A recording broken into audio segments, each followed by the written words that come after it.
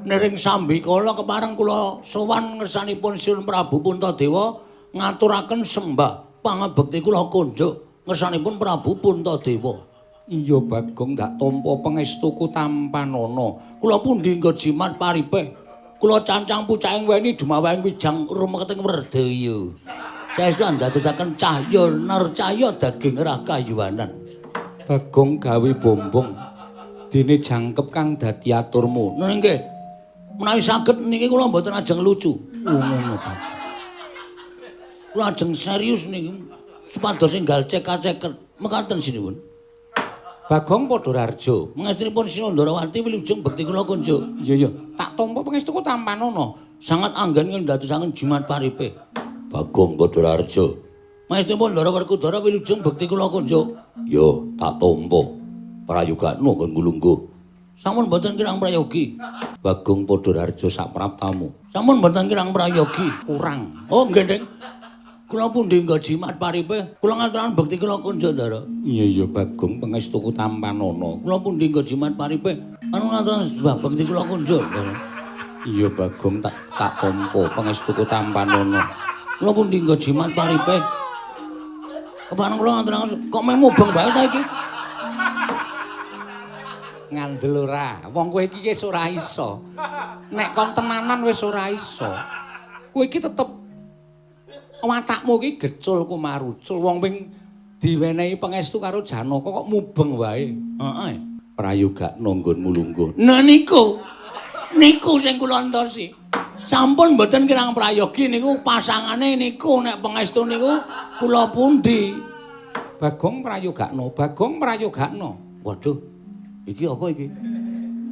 Sampun mboten kirang prayogi. Punakawan, Wonten dawuh Sinuhun. apa sababe dene sira sowan sapa ingkang ngutus sarta karo sapa sowanmu ning negara Ngamarta? Namung piyambakan niki wau. Numpak pit niki lagi usum. Iya Bagong. Nggih. Mula kula nggih mboten kantun kula tetep yasa. Iya ya Bagong syukur. Nggih, saking kayu. Sing penting iso glinding. Niku rantene saking nganu. Napa niku? Rotan. Iya Bagong iya. Bagong, Nun, wis gek matura aja ngrembug sepeda. Werkudara piye? Bagong wis arep kepengin dadi wong sing tenanan kowe malah nglecek. Ratu kok ngrembug sepeda.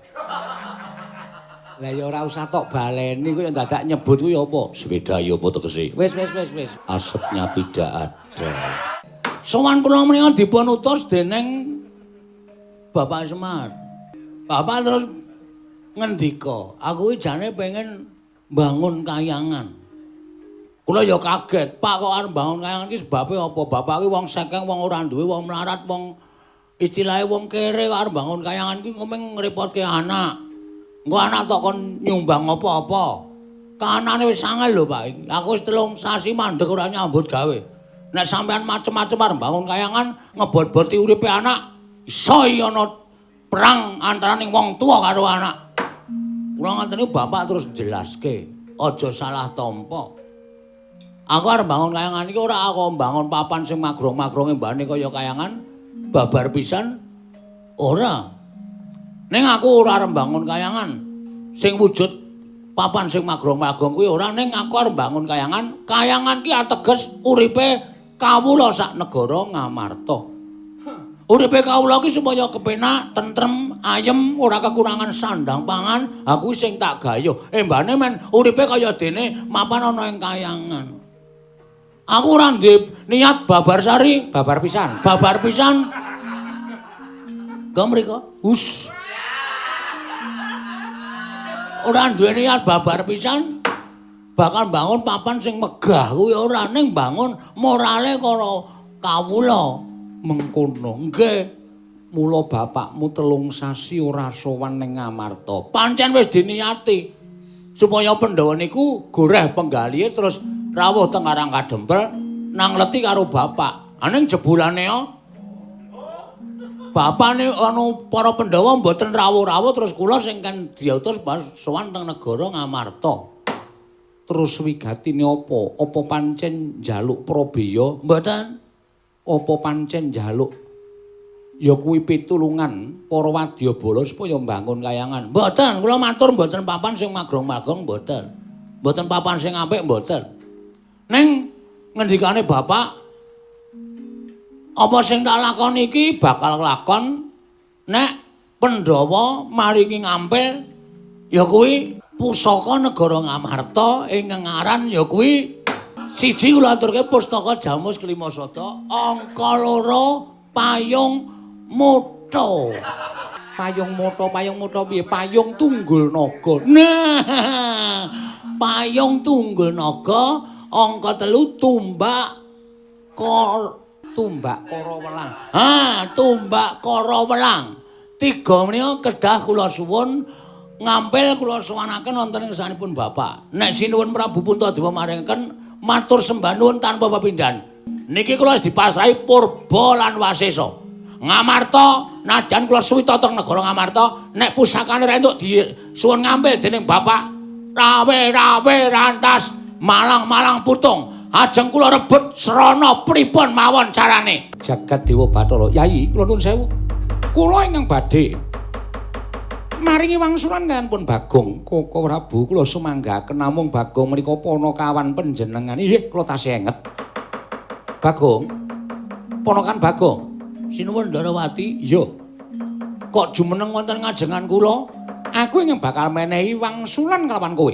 Babagan perkara pusaka 3 sing arta suwun ngampil. Ya kuwi Jimat Klimasada, Tumbak Kara Welang lan Payung Tunggul Naga. Kuseta, aku tak takon karo kowe. Ngerti sejatine jroning pasewakan negara Ngamarta iki mau Yai Prabu Darmakusuma sak kadang kadeyan kuwi ngrembug perkara bapakmu nggono ora sowan 3 candra suwene. Ninggal kalawan kewajiban kaprajan. Dadi penggalianing para Pandhawa nanging durung nganti dirembug kanthi apik lan becik dumadakan kowe sowan. Kowe sowan ngeseling para Pandhawa kowe ngandhaken bapakmu kepengin bangun kayangan mbutuhake pusaka 3 negara Ngamarta. Kuseta aku tak takon. Saya aku tak takon karo kowe wangsul ana pitakonku. Nggih. Bapakmu ki derajate apa? Kere. Bapakmu ki derajate apa? Ming abdi, ming ponokawan. Ming kawula cilik, rakyat melata, jelata. Wis mingerke berarti wong tuamu napa piye? Wis ora eling derajate Semar. Wis ora kelingan Semar kuwi derajate mung wong cilik. Lah kok dadi wani nyuwun ngambil pusaka. Tegese panguwasaning Semar ki apa ngungkuli para Pandhawa napa piye, Bagong? Aku wis paham. Aku wis ngerti. Nek lak kok dadak tak omongke seru banget ning negara Ngamarta mongko sing padha rawuh akeh ra jamak kaya ngene. Kawula nayaka padha seba. Kok kowe mentala ngucap, "Bapakmu ki wong kere." Bapakmu ki wong ora duwe. Mung gedibal 17. Apa wis mingerke blate bapakmu? Kok kowe kok nganti ngeri-ngerike blate bapakku ki nuwun sewu. Kowe ki saiki aku tak takon karo kowe. Kowe sapa e? Lho, aku Ratu Ndarawati. Aku Ratu Ndarawati Prabu Sri Bathara Kresna. Aku ngerti. Sing lenggah ning awakmu aku ngerti. Sang Hyang Wisnu. Wisnu ki apa? Wis le anu. Wisnu ki dewa. Ning kowe kudune paham, kudune kowe ngerti alur silsilahe bapak. Bapak iki sapa? Sang Hyang Wismaya. Kowe nek nyeluk bapak ki Pakde. Mergo kowe iki anake Bathara Guru. Bathara Guru ki adine bapak. Hah? Aku dadi kowe wani nyamah asmane babeku. Ora masalah. Ning ditenono omonganmu ya tak rekam. Omonganmu ki tak rekam. Ora percaya wae. Mangsane aku ora gablek HP. Aku mlebu kedaton ki HP wis tak rekod. Sak omong-omongane wong-wong ki wis engko kanthi teleng ngarepe bapak. Klik. Bapak tak kupinge tak leboni watu. Apa tak kae sing dileboni kae, Pak? Handpret. Hah? Engko bapak krungu kabeh omonganmu nek nganti bapak ora muring karo kowe, aja dundang Bagong legane ngene. Kowe ra dalah.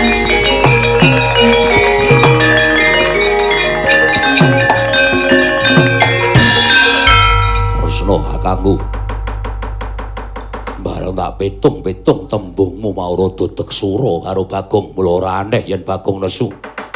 Yen nganti Bagong iki mengko wadul karo bapakne. Wah, kriwian dadi grojogan keguyon dadi tangisan. Nyai Werkudara Karo barep Kakang kuwi Arjuna ulunten maring adhawu. Miturut penemuning sira Yayi kepiye? Bagong kuwi nadyang wong srogal-srogol, wong sembrono ning duwe pambegan jujur. Bagong ya arep mung Panakawan. Gaweane tumindake sok kewanen karo Bendoro ning aku ngerti watahe Bagong iki wong jujur, dheweke yen dikongkon ora bakal nambahi, ora bakal ngurangi. Tak kira pancen Semar mbutuhake pusaka 3 pusakaning para Pandhawa. Turta malih Koko Prabu kula nyuwun mahapunten gegayanipun Kakang Semar menika luhur sanget. Nedya damel kayangan wonten ing negari Ngamarta ambangun moralipun para kawula. Koko Prabu, kula kok rumaja ngelen Kakang Mas kekalih. Nggih Koko Prabu kula rumaja ngelen Kakang Mas kekalih. Yen to pancen kaya mengkono Yayi. Aku njaluk lawan Dimas Werkudara pisan kang padha bandayuda pun Kakang lawan Yayi Arjuna. Nedya liwat alun-alun pepungkuran sowan marang Karang Kadempel sinambi mundi pusaka katelune. Koko Prabu monggo kula dherekaken. Wah, njaluk pamit. Oleh semangkean temenanan jan nglarake ati omongane Prabu Bathara Kresna. Unekke bapakku wong kere gedhi bal 17 wong elek nyolok mripat. Aku upama ora isin ana nangis nang ngarepe Kresna kok tekan semono. Nalendra Titis Bathara Wisnu omongane kok kaya kernet. Waton ison jeplak wae. Cecepe wong kere gedhi ora mingerke bla. Wah, jen lara tenan asli. Arep wani kok aku ra wani. Oke, wis tak niati ben geger ya geger. Bapak nek tak lapori, Pak, kowe dunekke ngene-ngene karo Prabu Kresna. Wah, blegedhuwek. Sak dulita, lit. Kaya apa Ndara Kresna wis kriwikan dadi grojogan tenan. Mandeg dhisik. Ketok, sampean ketok. Sampean wedi kula mlayu muni tak landhake bapak. Ketara sampean nututi kalih kula. Sampean mung ngajeng glembok karo aku supaya aku ora bali to. Ha ta? Ngerti aku. Bagong, sing sopan tangane. Gawa gendro. Gawa tukang pukul. Aku ngerti nek Ndara Sencaki tukang pukul sampean. Ora masalah. Padake aku wedi wae. Mula sinuwun sing jeneng piyai niku nek ngendika sing apik, nek ngendika kuwi aja sok natoni karo sing mangendikani. Tur sampeyan kudune nyawang. Sing tak jak omong ki sapa? Ngono lho. Kula karo sampeyan ki tepung wis 45 taun lho. Wis suwe lho tepung. Ngibarate saka kuncung nganti gondrong. Wiwit Jabang nganti Malang Clapang sampean niku srawung kalih kula. Lah kok sampean kok mentala ngunekke kula. Monggo sing mangunekke dudu kula, sing mangunekke bapak. Bapak karo sampean srawunge luwih suwe. Luwih iso sampean durung dadi Kresna, isih wujud Bathara Wisnu niku wis dimong karo bapak. Lah kok mentala kaya ngono omonganmu? Nglarake ati lho. Wong kene urip nang alam padang niku pathokane nek ora seneng dijiwit, aja jiwit, nek ora seneng ditabok, aja nabok, nek ora seneng dilarani, aja sok nglarani. Niku pathokan dienggo wae uripe tentrem. Sampeyan kok kaya ngono, dindelke Setyaki, dinunun pirang tumandang. Anggere muni wis Setyaki capeng, mlintir brengos, anggape ora ana sing iso menyentuh nata Ndarawati. Grilusi jalma tan kena kinira. Ngono. Aku wis sing rumah ora ndek derajat pangkat. Kula niku nek omongan wae mesti kula tata kok aja nganti nglarani atine wong kok. Sampeyan Alendra kok nek ngendika nglarani atine wong. Bagong, bisa dikandhani apa ora? Iki Koko Prabu Ndarawati sesembahanku. Yen kowe ora duwe tata krama, kowe neranyak, kowe bakal tak jembalani. Ngono kae, ngendelke kekasarane njukan. Ambanya. Monggo nek arep tucuki monggo. Ngono. Arep antemi monggo. Mergo aku ora ndek tata krama karo ratu Gustimu, kowe arep nutuki aku monggo. Ning nuwun sewu, masyarakat sing padha mresani jumlahe 8.300. Streaming sing padha streaming iki padha presa, ngerti ndi sing bener ndi sing luput. Dadi nek kowe njotosi karo aku, wah, bakal disengiti wong sak donya. Tenan kuwi. Setyaki mung waton ngestokke dawuh ning ora gagas Ratu Gusti iki bener apa luput? Ayo ora do ngomong apa kowe? Kalah kowe nek ngomongan karo aku. Aja kok Kresna dukuh kowe gila. Una-una iki legane aku sapenake dhewe ora. Wis Bagong, cukup. Cukup. Cukup apa sesak kok cukup. Engko disekengke. Anggepe apa? Anggepe rumangsane. Saiki kowe bali ora? Kowe bali apa ora? Yen kowe bali, kepenak awakmu yen ora bali, ya wis nuwun sewu yen kepeksa aku mentolo karo kowe. Ngandel ora? Kata-katamu mung kaya ngono kuwi. Wong kepengkok ora iso wangsulan ki terus gunakake cara-cara sing kasar, dumen duwe wewenang dienggo sewenang-wenang. Dumen duwe panguwasa kinarya gada, terus nggo ngidak-idak karo masyarakat sing cilik kaya ngene kuwi. Hah? Kowe bali apa mbacut? Jelas Bali. Nek bali yo. Nek Bali yo. Kula ora arep wani karo sampean. Kula pancen napa jenenge? Presentasinya berat kepulang. Tegese kula kudu bali. Merga ana omongan sing ajeng kula omongke teng bapak. Kok pecah siramu.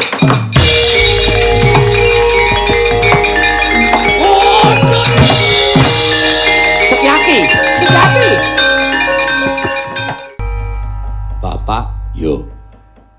Biasane sing tok jujuk ki anakmu sing sok tresnani. Kakang Garukaca. Aku iki yen ora kowe ora rampung. Sebabe Ngamarta Kerawan Kresna. Barep kakangku harep wadul yen to Semar ora sowan 3 sasi. Lah iya aku ya mikir nek kakene Semar kok ora sowan ki sebabe apa? Bagong sowan. Lho.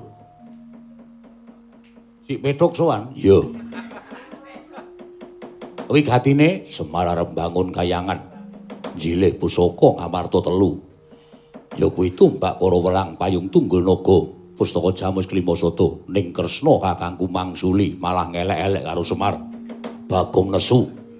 Apa omongane Kresna arep diwadulke karo Semar. Kresna nututi Bagong. Ndasena, piye? Kowe ngerti adat saben Kresna kuwi nggawa sapa? Nggawa tukang cuci. Dasmu. Anu nggawa Setyaki ngono kok ora usah kesusu-susu to santai. Setyaki nek nganti ngewangi Kresna tak pasrahke karo kowe. Lah bapak ngopo? Wah, aku ora penak. Engko dikira aku mbelani Bagong. Aku ngentrengke Kresna, mulai wangono. Yen pancen Kresna melu-melu kowe kandhakno aku. Siap. Ngestoke dawuh. Wah, ora rampung gecek ndasmu kowe. Ya, Pak, ngestoke dawuh. Surem tiwang karaking ler mangos wakang layon. Denya ilangang memanisnya, manis madu.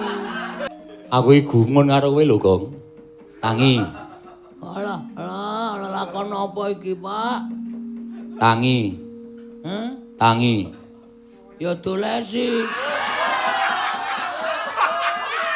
Mu tak idak ndasmu kowe. Aku nek karo piyai siji iki kompak e. Ya gawe grup dagelan. Moh. Ndak ming tok badi wae ora. Ngopo kok ngerti-ngerti ketemu aku ngelekar? Kaco. Kacone Doyak. Sapa ki? sapa? Adine Kresna sapa? Bibi Wara Sembadra. Uduh anak doyak aku cetha gelem.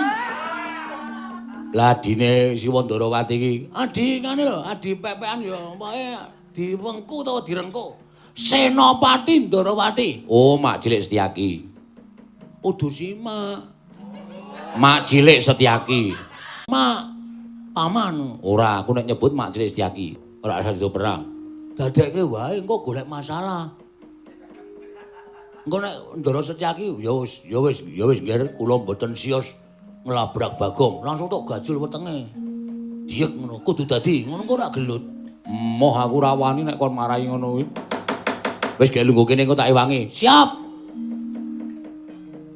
Ani ngono, lho. Banter banget mlayu bleduke kaya ngono ae. Ya wis mundur kene engko tak kandharane nek tak rembuke apik-apik ngono nek kira gelem apik-apik syukur nek ora ya tak tandangane. Heeh. Sampeyan sing dawuh sapa? Bapak. Lho. Ndarawerku jare mbelani kula. Nyatane aku digawe karo bapak. Wah, nek ngono apa kekarepane Bapak Semar mesti arep kasembatan. Ketara Ndarawerku Ndara napa niku rimahe kalih kula amarga nek mboten wonten niku janjane Gamelane wis muni. Oh iya. Mak Cilik. Inggih, nggih. Anggir Antasena. Heeh. Kok jumeneng wonten mriki? Ora Mak Cilik kok mlayu-mlayu ngopo? Ngoyak tiyang. Sing doyak. Tiyang wonten wingking panjenengan. Lho, Bagong kok? Inggih. Sebabe Bagong wantun kalian Sinuwun Darawati. Mergane Bagong wani rak mesti ana sebabe. Mergo aku ngerti watake Bagong ki ora bakal wani karo sapa wae nek ora diwarai. Nek dicocok atine, dheweke ora nyawang ratu, ora nyawang satria, ora nyawang pendhita, ora nyawang sapa wae, wani. Wani to, Kang? Wani tak kendel. Turah kendel. Turah-turah ming dhuwit. Nek tak takoni iki le wangsulan pisan wae ora usah keterus-terus. Oh nggih. Nek sing jeneng gamelan wis muni iki le omong leren. Kemempengan nek karangan. Nek Mak Cilik arep ngantemi Bagong, arep ngajar Bagong, aku sing ra entuk. Anggir mboten pareng. Ora entuk. Tantrimanipun anggir Aku ngewangi Bagong. baik ngaten panjenengan badhe wantun kalian kula. Nuwun sewu, ora wani karo Mak Cilik.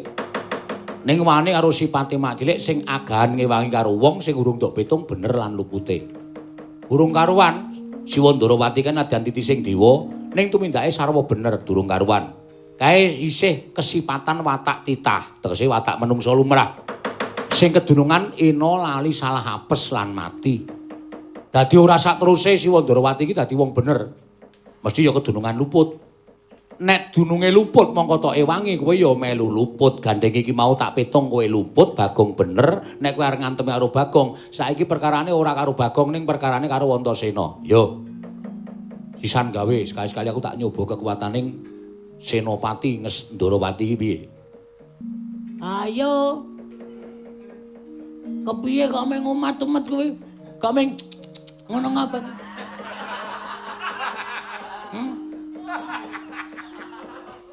Piye Ndara Setyaki?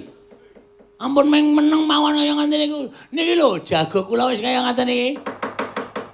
Yo nek pancen nyoba. Mengko iso dititik kok Mak Cilik. Aku ngerti Mak Cilik iki Piyai Digdaya. Aku yo nuwun sewu. Sak iso-iso ngimbangi kekuatane Mak Cilik. Ning ana tetembungan ala ora tumama ning becik. Sak ampuh-ampuhe wong ku nek mbelani watak ala utawa mbelani watak sing salah mesti kalah. Wis to yakin? Ora usah dadak mbok pitung. Nek sampean kalah karo aku sampean aja isin, sampean aja wirang. Mergo sampean mbelani watak sing kleru. Ayo, diwiti saiki apa kapan aku manut rupak mani jembar wani. Aja meneng wae Mak Cilik. Ah, cah bagus. Matur nuwun, Pak. Arep ngopo? Arep melu-melu e. Wah, melu-melu apa? Iki anakku. Nggih, jan gleleng tenan kata-katane jan remasuk. Yo. Ulang aku. Heeh. Gleleng. Ulang aku. Lulus SD. SD online. Online yo men. Ora tau sinau, ora tau ujian, ngerti-ngerti lulus. Rewet. Bagong, Dalem. baliyo ning Karang Kadempel. Barep kakangku wis budal ning Karang Kadempel sinambi nggawa pusaka 3. Estu nawa? Yo. Wah, matur sembah nuwun Ndara. Napa pikajanipun Bapak sampun kasembatan. Yo. Nyuwun pamit nggih. Yo sing ati-ati. Antasena. Piye, Pak? Bagong ditutke. Ndak ana apa-apa. Aduh, iso dikai security. Jan meneng kene. Remen kula. Yo. Wis ndang bali yo. Yo Gong yo bareng karo aku. Yo, jajan lho. Yo. Wah, jan kowe iki mesti ngono kuwi kok. Iki dina iki sing nggo mangan apa? Oke, soto, sate, gulai, tongseng. Ora, wetengmu amot po. Amot iki engko tak tarik melar kok wetengku. Masa engko ngger iringan tak ngek-ngek ngono segone ngiwo kabeh. Engko ngisi sing tengen. Sing tengen tak tarik ngek-ngek ngono. Segone mlebu nengen kabeh. Ha tengah ro ngisi tongseng, jus. Terus tarik medun. Aja ndak kembar. Oh iya. Wah mbok aja kene ta. Ya seneng aku ya mergo kowe iki wis tuwa nek tak keplak ndak aku kuwalat. Yo Gong yo. Yo, nyuwun pamit Ndara Werku Dara. Sing hati-hati, aku nututi. Nggih.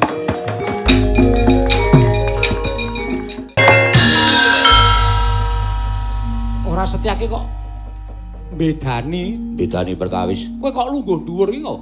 Aku iki ratu Gustimu, aku kadangmu Nalindra Ndarawati. Nggih, kula ngertos. Nanging sak kejagan menika kula nyuwun mapunten. Paripaksa kula mboten saged nyembah lan paduka Kanjeng Koko Prabu. Lho, kosek. Perkarane apa?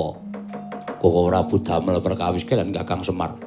Monggo nyatanipun Kakang Semar menika pedanganipun sareng kula pedang-pedang kula gelar kula gulung.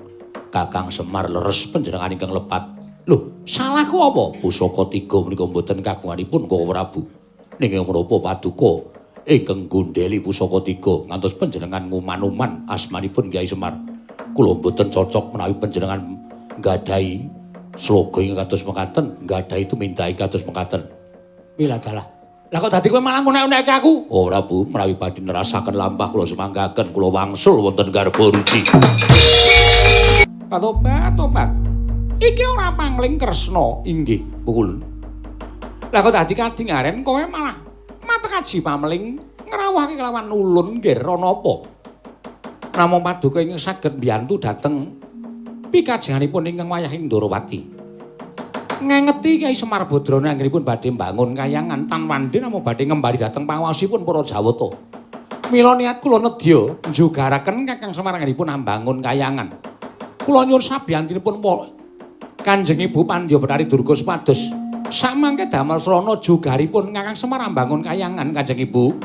Ya ta yen pancen kaya mengkono aja kuwatir. Mengko wadyabal aku tak sebare ana ing Karang Kadempel. Supaya nyusupi jiwaning kawula sak Karang Kadempel supaya Kakang Semar ora kelakon nggone mbangun kayangan matur sembah sewu nun tanpa pepindhan. Kejaba saka kuwi nggonmu bakal jugarake Kakang Semar nggone mbangun kayangan aja wujud nata Ndarawati nanging tak dandani Kresna tak dandani. Kanthi wujud kaya mengkono ora bakal ningkeng ngerti yen to kowe bakal barang amuk ning Karang Kadempel. Matur sembah nuwun tanpa pepindhan monggo pandhawanipun gelak lampahipun. Kabeh para wadyabala berkas anjim setan mriprayangan lilu Banaspati kleng-kleng balung atandak gendruwo wewe glidrah. Aja nengkeng keri. Budal marang Karang Kadempel disusupi jiwaning kawula sak Karang Kadempel dimen padha gegeran, dimen padha nungsang puyang. Ora tumindak apik satemah gagar wigar nggone Kakang Semar duwe gawe bakal bangun kayangan. No ngestaken dawuh Pandya ngestaken dawuh. Matur nuwun Ndara. Dene Ndara-ndara kula sampun kepareng rawuh enten Karang Kadempel. Malah sinuwun ngamarta pun maringaken pusaka tetiga. Pustaka Jamus Klima Sada tumbak Kara Welang payung tunggul naga. Pancen iki dadi syarat supaya sampeyan niku rawuh enten padusunan, rawuh enten Karang Pradesan, nyaketi dhateng para kawula supados ngertos dhateng gesangipun para kawula sampeyan. Nek kawula niku mang caketi raos pangraosipun mang cedhaki atine. Niku padha karo wis digatekke. Bombonging kawula tanpa pepindhan. Ingkang mekaten kawula tansah bangun miturut dhateng dawuhipun Nalindra. Sinuwun punta lan sak kadang kadheyan ingkang mekaten damel praja menika ayem tentrem. Embanipun para kawula gesang wonten ing kayiwangan kaya sing kula jangka niki Ndara. Bumi kunjang kanjing langit kelap-lapaton. Lir kincanging risang mawe gandrung. Dereng ngantos paripurna sami wawacana. Katrenjo sawaning Bambang Antasena karya cingak kang samya mulat.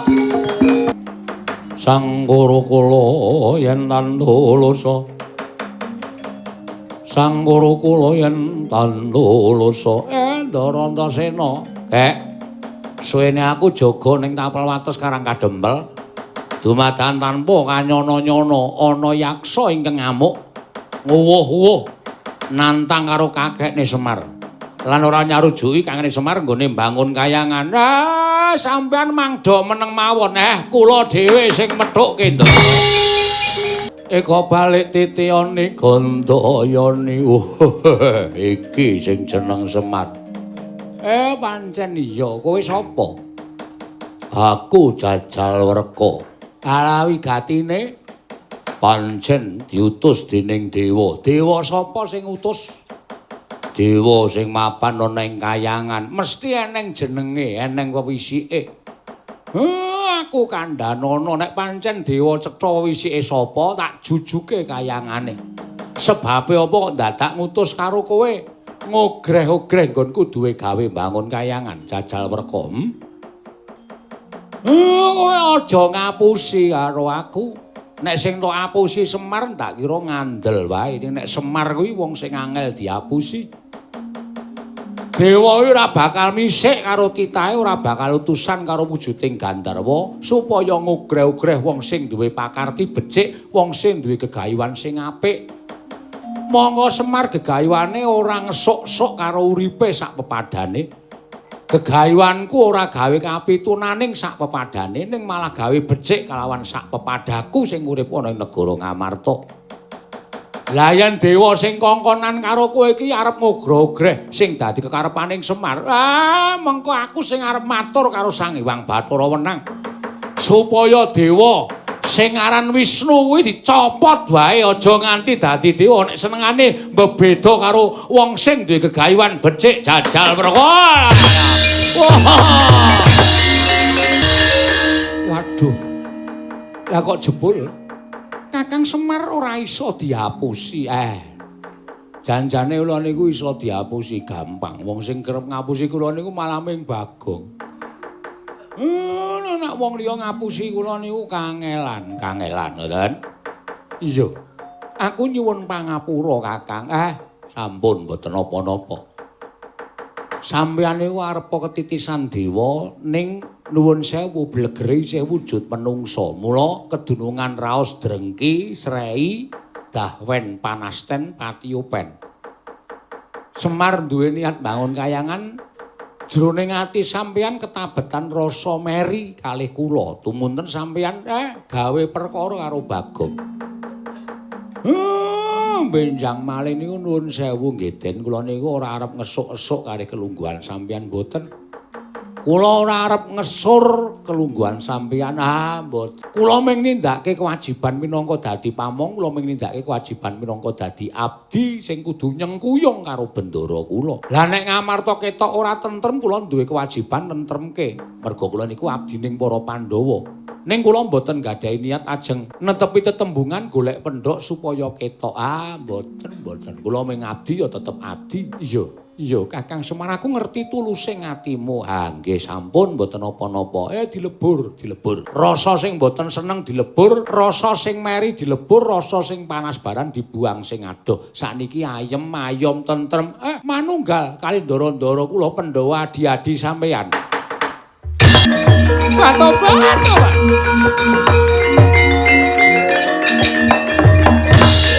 Kakang Semar kowe ngerti glibeting nata Ndarawati.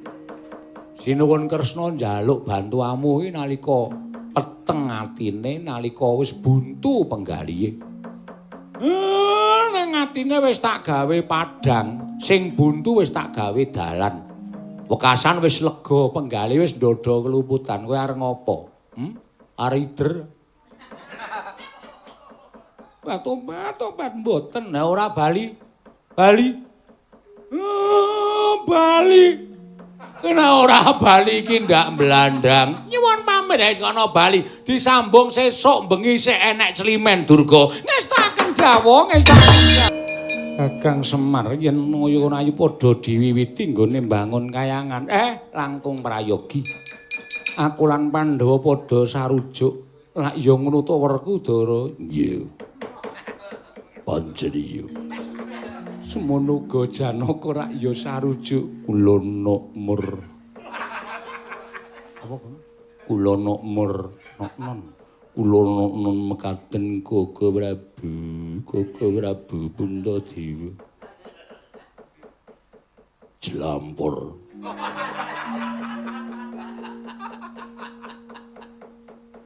Wonten jam. Linteng kakangku. Linteng dasmu kok linteng kakangku. Anak-anak iki nek dokon gawe mangkel kok lido sregep. Sinuwun mboten sandangu keng rayi. Pokoke monggo mugi-mugi rahayune skala.